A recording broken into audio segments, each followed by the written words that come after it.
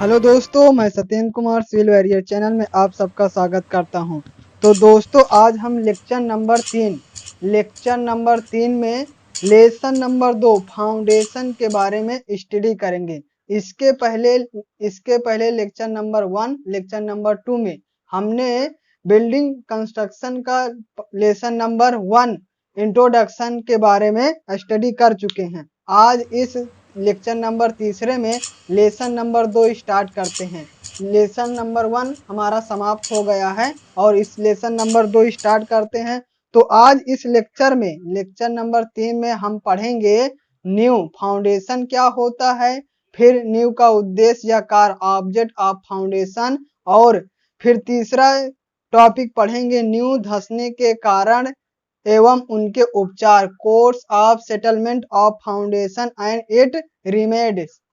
तो दोस्तों, हम आज इस लेक्चर में पढ़ेंगे। तो स्टार्ट करते हैं। सबसे पहले न्यू फाउंडेशन क्या होता है। तो दोस्तों, हम सबसे पहले लेसन नंबर 2 का हमारा टॉपिक है फाउंडेशन। फाउंडेशन क्या होता है इसके बारे में जानते हैं। तो देखिए, किसी भी मकान का है या संरचना का है, न्यू बहुत महत्वपूर्ण, यानी फाउंडेशन का महत्व बहुत महत्व रखता है। यदि फाउंडेशन सही नहीं होगा तो उसकी संरचना, समस्त संरचना बेकार हो जाएगी।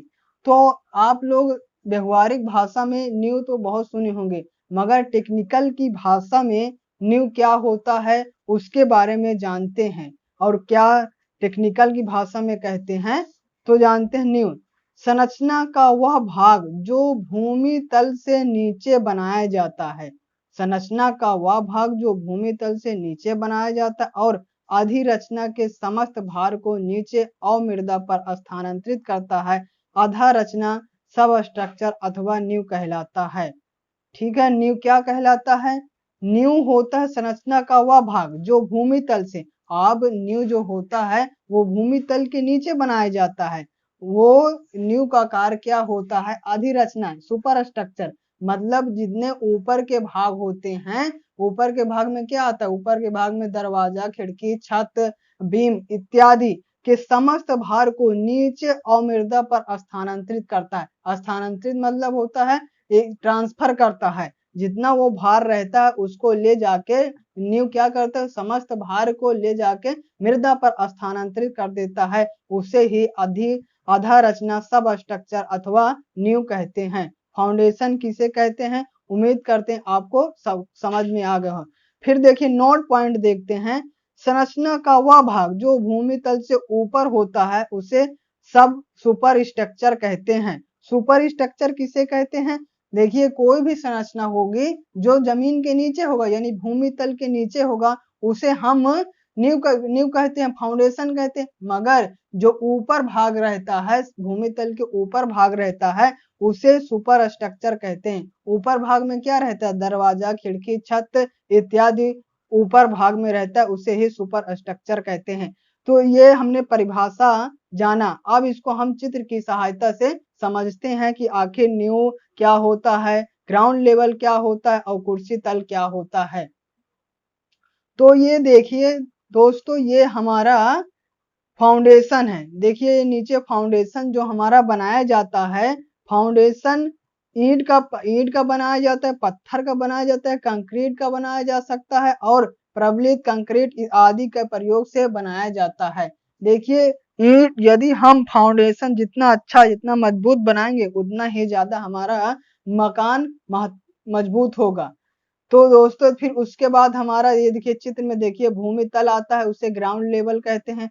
ग्राउंड लेवल होता है, फिर उसके बाद हमारा फ्लिंथ लेवल होता है और फिर उसके ऊपर फिर दीवार होता है इत्यादि होता है। तो सबसे पहले हमारा उद्देश्य क्या है, फाउंडेशन क्या होता है। तो उम्मीद करते एक बार हम फिर से रिवीजन कर देते हैं फाउंडेशन क्या होता है। देखिए फाउंडेशन संरचना का वह भाग होता है जो भूमि तल के नीचे बनाया जाता है और इसका कार्य क्या होता है, ये होता है कि सुपर स्ट्रक्चर, सुपर स्ट्रक्चर मतलब ऊपर के जितने भाग हमको दिखाई देता है उसके अंतर्गत क्या आते हैं, जैसे दरवाजा आता है, खिड़की आता है, छत आता है, बीम आते हैं के आदि समस्त भारों को कहाँ, मृदा पर स्थानांतरित करता है।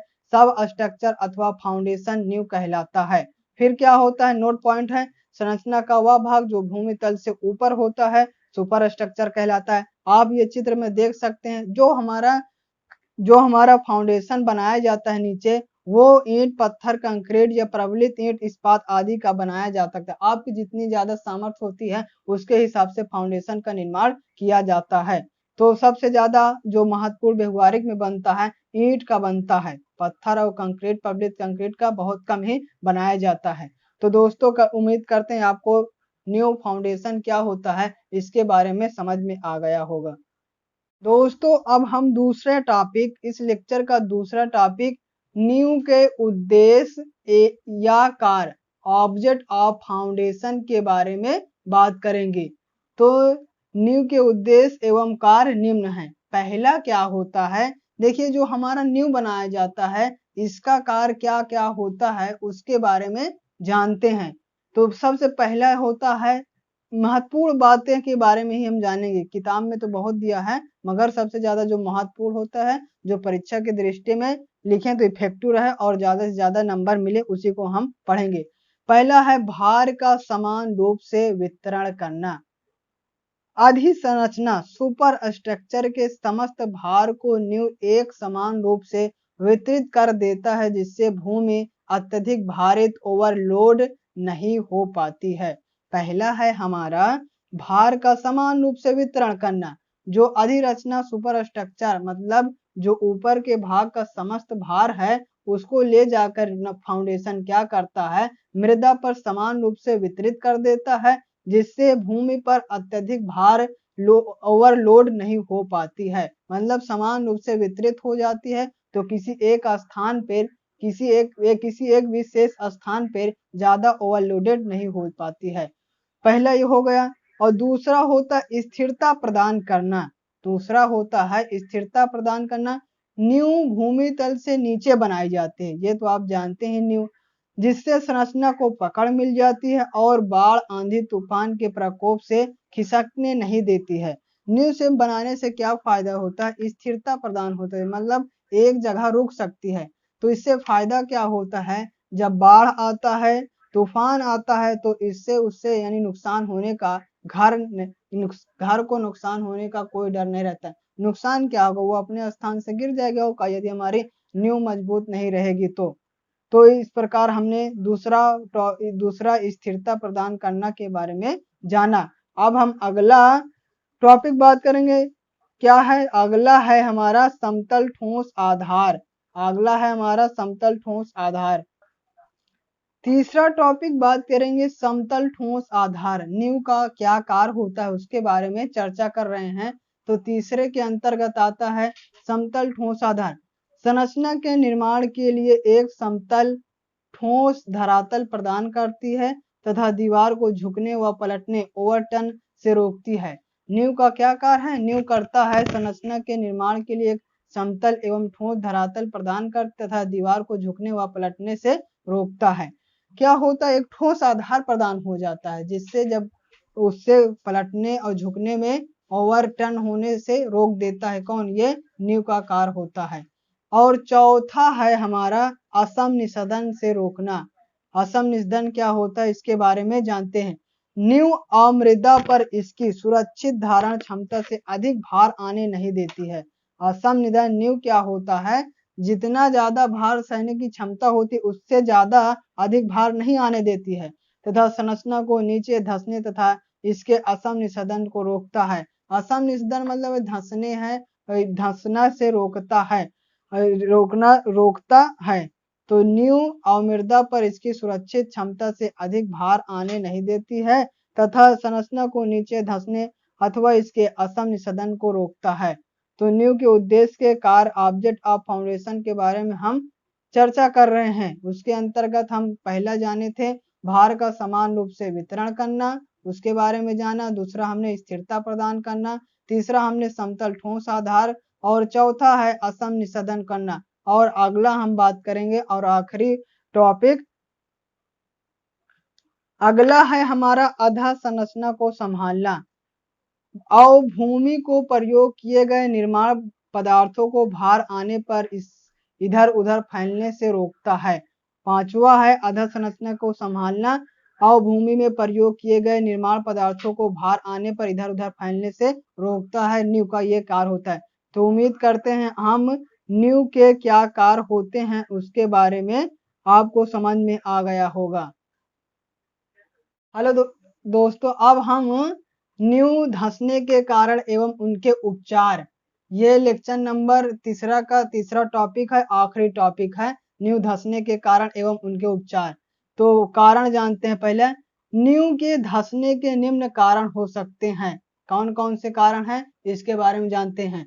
पहला है अमृदा की सुरक्षित धारण क्षमता से अधिक भार का आना, और दूसरा है नींव के नीचे अवभूमि का असमान दबना, नींव के नीचे की अमृदा का नमी सोखना, और चौथा है नींव की चिनाई का बैठना, और पांचवा है पार्श्व दाब के कारण दीवारों का झुकना, और छठवा है नींव के नीचे स्थित अमृदा का अपनी जगह से खिसक जाना, और सातवां है वर्षा के जल का नींव में प्रवेश कर जाना, और आठवां है पेड़ों की जड़ों की नींव से धंस जाना। तो नींव के धंसने के क्या क्या कारण हो सकते हैं इसके बारे में हम चर्चा कर रहे हैं। पहला हमने रिवीजन कर देते हैं। पहला होता है अमृदा की सुरक्षित धारण क्षमता। अब ऐसे समझते हैं। सबसे देखिए क्या होता है, जब वर्षा का जल नींव में डाला जाएगा तब भी नींव धंस जाएगा। यहाँ से चल सातवां है, फिर है पेड़ की जड़। मान लीजिए बगल में कोई एक हम फाउंडेशन बनवाए हैं, उसके बगल में पेड़ है, पेड़ की जड़ उस फाउंडेशन को फाड़ते हुए चली जाए तब भी हमारा फाउंडेशन बेकार हो जाएगा। फिर है नींव के नीचे स्थित अमृदा का अपनी जगह से खिसक जाना। क्या होता है, मान लीजिए कोई फाउंडेशन बनी हुई है, उस फाउंडेशन के नीचे जो मृदा थी वो किसी के कारण खिसक गए, चाहे भूस्खलन के कारण चाहे जिसी के कारण खिसक गई है, तब भी हमारा फाउंडेशन बेकार हो जाएगा। और फिर नींव की चिनाई का बैठना।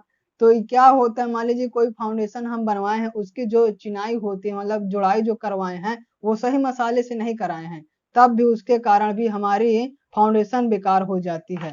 और फिर है नींव के नीचे अमृदा का असमान दबना। मान लीजिए कोई जिस स्थान पे हम फाउंडेशन बनाए हैं उस स्थान की जो मृदा है वो धंस गई है, बिना कारण ही धंस गई है, तब भी जो उसका भार स्थानांतरित नहीं होगा, जिससे सीधा लोड उस पर नींव पे आएगा, तो जिससे वो हमारी नींव नहीं बर्दाश्त कर पाएगी और नींव हमारी बेकार हो जाएगी। तो हमने ये नींव धंसने के कारण हमने जाना। तो अब इसका उपाय क्या होता है इसके बारे में भी जान लेते हैं। अब हम नींव धंसने के कारण एवं उनके उपचार में उपचार या फिर रोकथाम क्या होता है उसके बारे में जानते हैं। नींव अमृदा को कभी भी उसके सुरक्षित भार धारण क्षमता से अधिक नहीं करना चाहिए। मतलब जितनी ज्यादा नींव की धारण क्षमता है उससे ज्यादा हमें ओवरलोडेड नहीं करना चाहिए। यदि ओवरलोडेड कर देंगे तब भी हमारी नींव बेकार हो जाएगी, इसलिए हमें ओवरलोडेड नहीं करना चाहिए। मान लीजिए आप पहले शुरू में एक मंजिल बनाने का उद्देश्य रखे थे, बाद में आप उसको 2 से 3 मंजिल कर दिए, तब भी हमारा फाउंडेशन बेकार हो जाएगा। तो ऐसा हमें नहीं करना चाहिए। फिर है दूसरा है नींव के नीचे अमृदा में आने वाली नमी को दूर करने के लिए उसकी पर्याप्त कुटाई कर छिद्रों में कमी कर देना चाहिए। जो हमारे नीचे फाउंडेशन में मृदा होती है उसमें ऐसा मृदा का उपयोग करना चाहिए कि उसमें कम से कम छिद्र होने चाहिए। उसको कम से कम छिद्र करने के लिए क्या करना चाहिए, उसकी कुटाई कर देना चाहिए, जिससे हमारी फाउंडेशन की जो मृदा होगी वो मजबूत हो जाएगी। और तीसरा होगा नींव के आसपास मौजूद पेड़ों की जड़ों को घुसने से रोकना चाहिए। जहां हम फाउंडेशन बनाए हैं उसके आसपास यदि पेड़ हैं तो उसके जो रूट और जड़ हैं उसको फाउंडेशन में घुसने से बचाना चाहिए। तो इससे भी हम रोकथाम लगा सकते हैं। और चौथा है नींव में प्रयोग किए जाने वाले पदार्थ जलसा एवं सामर्थ्यवान होना चाहिए। जलसा मतलब जल सहने की क्षमता होनी चाहिए और मजबूत होना चाहिए, तो जिससे हमारा नींव नहीं बेकार होगा। और पांचवा है दीवार को पूर्ण रूप से ऊर्ध्वाधर बनाया जाए ताकि पार्श्व बल कार्य न कर सके। मतलब जो भी हम फाउंडेशन बनाए हैं उस पे जो कोई भी सब स्ट्रक्चर सुपर स्ट्रक्चर बनाएंगे, सुपर स्ट्रक्चर में सबसे पहले दीवार बनाएंगे, उसको टेढ़ा यानी झुका के ना बनाए। झुका के बनाएंगे तो उसका जो भार होगा वो उस पे सीधा फाउंडेशन पे नहीं जाएगा। तो इसलिए हमें उसको ऊर्ध्वाधर यानी 90 अंश पे बनाना चाहिए जिससे उसका जो भार होता है वो सीधा फाउंडेशन पे जाए। तो ये इस टॉपिक का नींव के धंसने के कारण एवं उपचार समाप्त होता है और यह लेक्चर पूरा समाप्त होता है। यदि यह लेक्चर आपको अच्छा लगा हो तो लाइक कर दीजिए, सब्सक्राइब कर दीजिए और बेल आइकन के ऑल पर क्लिक कर दीजिए और दोस्तों में भी शेयर कर कीजिए। Thank you for watching.